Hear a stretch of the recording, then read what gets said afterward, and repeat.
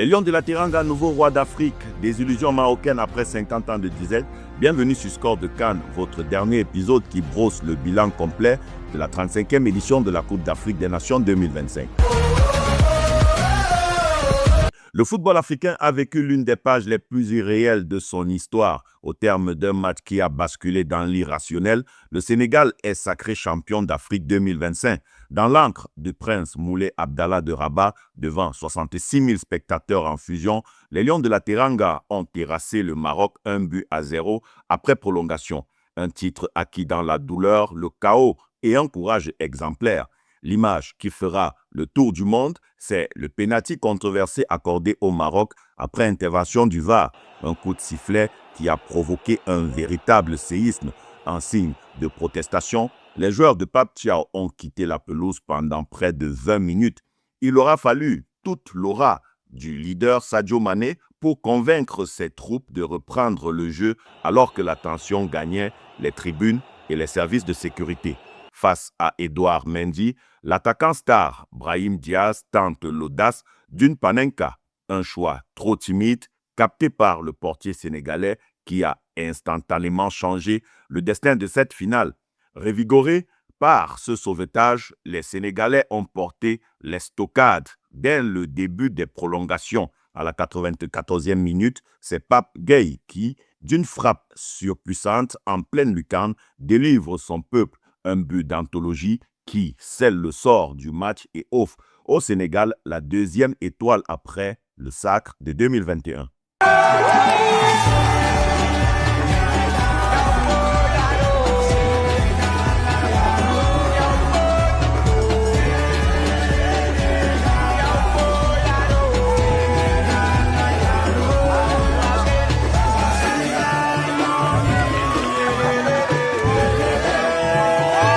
Si Dakar a basculé dans une nuit de fête nationale, Rabat se réveille avec un sentiment d'amertume.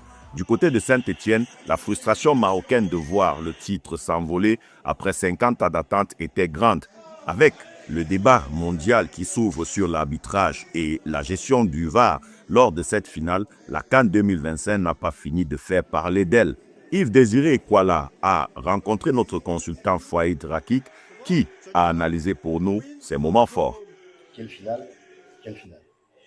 Quelle finale, vraiment des rebondissements improbables. On a eu un premier but à la fin dans le début du temps additionnel de la part du Sénégal, sur lequel on siffle une faute qui est très légère, on va pas se le cacher.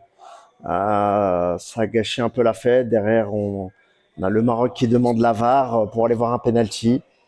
Bon, après, sur cette situation, il y a vraiment une situation où l'arbitre doit laisser jouer. Je pense que la pression, moi qui est ancien arbitre, c'est vraiment très compliqué d'aller décider le sort d'une rencontre, aussi importante soit-elle, à ce stade à ce moment du match, pour en arriver là, et ça finit en prolongation. Donc voilà, après, dans le football comme dans la vie, je pense qu'il y a une justice. Donc après, félicitations au Sénégal qui a gagné. Je pense qu'ils ont été meilleurs que nous. Et c'est une juste récompense pour eux.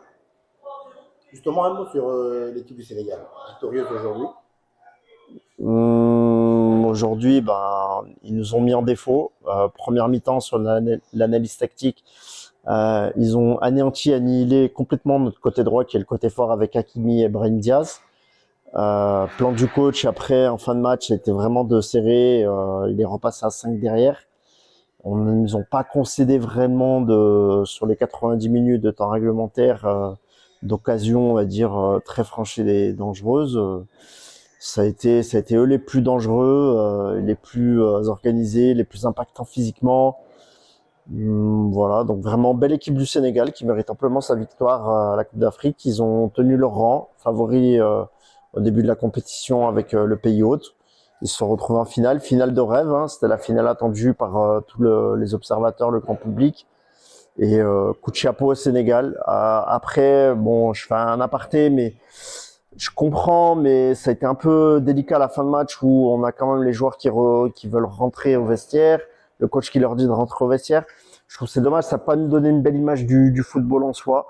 c'est pas, je comprends le principe, le fait qu'on a l'impression et le sentiment de se faire voler clairement sur une dernière action avec un penalty vraiment très très limite qui doit se laisser jouer normalement et même après revue qui doit être jugé voilà comme étant une action plus ou moins anodine ou voilà pour moi autant Brahim Diaz joue bien le coup que Hakimi joue bien le coup sur la petite poussette parce que si on analyse la situation de Hakimi on voit que il est même pas au duel, il est pas au marquage du joueur. Enfin, si vous êtes observateur et vous regardez un peu le championnat anglais, mais enfin voilà, c'est deux situations, ce qu'on appelle des no-calls. Après, moi j'ai envie de dire, dans le fait, il y a une justice à vaincre sans péril, on triomphe sans gloire. Donc après, bon, Brahim Diaz a eu un coup de folie. Je sais pas ce qui lui est passé par la tête de vouloir tirer à ce moment-là, tirer une panenka complètement ratée, complètement voilà vraiment enfin c'est une fois de plus le Maroc, on a une malédiction des pénaltys à la CAN, ça nous poursuit voilà 22 ans qu'on attend de retourner en finale, on retourne en finale pour enfin perdre là-dessus, puis en plus on a vraiment la faute à pas de chance, on finit à 10 la prolongation avec une mi-temps, on tape la barre en prolongation. Bon écoutez, les événements étaient contre nous à vrai dire hein. Après voilà voilà, dommage. Écoutez, le Sénégal fait un beau vainqueur. Respect, voilà, le meilleur a gagné aujourd'hui. Celui qui méritait de gagner a gagné. C'est ce qu'il faut retenir, moi, dans l'idée. Voilà, faut être fair play et dire les choses telles qu'elles sont. Je reste toujours objectif sur le fait que, on aurait gagné à la dernière seconde sur un penalty. Il y avait un sentiment vraiment amer de toute façon. Voilà, c'est pas une belle image pour le football africain. C'est dommage d'en arriver là. Toute la compétition, on a été le Maroc vraiment sur les polémiques d'arbitrage, etc. Puis on arrive à la dernière seconde, on aussi fait un penalty venu un peu de nulle part. Donc voilà, félicitations. La Coupe d'Afrique des Nations 2025 qui s'est tenue du 21 décembre 2025 au 18 janvier 2026 restera comme l'une des éditions les plus intenses de l'histoire, tant par le niveau de jeu que par le caractère dramatique de son dénouement. Une progression nette du football africain avec au niveau technique un passage au football offensif assumé par la majorité des nations. Un succès organisationnel total pour le Maroc avec des stades combles et une ferveur populaire exemplaire.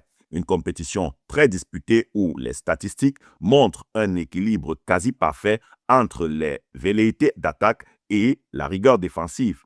Le tournoi a affiché une santé excellente, tant sur le plan comptable que populaire.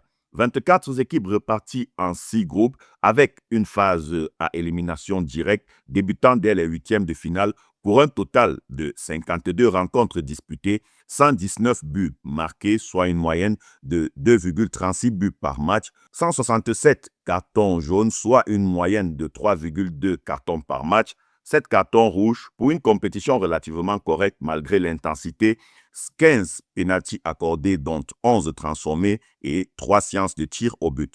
Sur le plan de l'affluence, la compétition a enregistré plus d'1,2 million de spectateurs dans les stades marocains, soit une moyenne de 24 971 personnes par match. Le Sénégal termine champion et empoche la bagatelle somme de 10 millions de dollars. Le Maroc termine deuxième, le Nigeria troisième. En termes de performance individuelle, le tournoi a mis en lumière des talents exceptionnels qui ont porté leurs sélections respectives. Brahim Diaz termine la compétition meilleur buteur avec 5 buts, Mohamed Salah et Victor Osimhen 4 buts, suivis de près par Lookman, Ayoub El Kabi et Lassine Sinayoko, 3 buts chacun. Lookman termine meilleur passeur avec 4 passes décisives, suivi de Sadio Mané 3 passes et qui a terminé meilleur joueur du tournoi. Le buteur sénégalais de la finale, Pape Gueye, termine homme du match. Yacine Bounou, le portier du Maroc, meilleur gardien du tournoi et le prix du fair play est revenu à Hakimi. Exit la CAN masculine, place désormais aux belles dames et pas de répit pour le Maroc qui s'apprête à vibrer à nouveau. Le royaume chérifien accueillera la CAN féminine du 17 mars au 3 avril 2026. Pour cette édition historique à 16 équipes, les Lions de l'Atlas, logés dans le groupe A avec l'Algérie et le Sénégal, tenteront de rectifier le tir pour décrocher leur premier titre à domicile. Les matchs se dérouleront à Rabat, Casablanca et Fès avec en ligne de mire la qualification pour le Mondial 2027. C'est tout pour cette aventure qui nous a plongé dans les méandres de la 35e édition de la CAN Maroc 2025. C'est le lieu pour nous de remercier toutes nos équipes, notamment Yves-Désiré Kwala du côté de Saint-Étienne en France, Eric Martial Djomo et Derek Diato, nos envoyés spéciaux au Maroc, mais aussi la collaboration de notre confrère béninois Hugues Magny, team presse de la sélection nationale du Bénin. Nous ne saurons conclure sans vous remercier, fidèles internautes, pour vos réactions, messages d'encouragement et de soutien. Tout en vous souhaitant de nouveau une excellente année 2026, nous vous invitons à vous abonner, à liker et à partager nos contenus. Score Media Group, Building Culture, Creating Impact.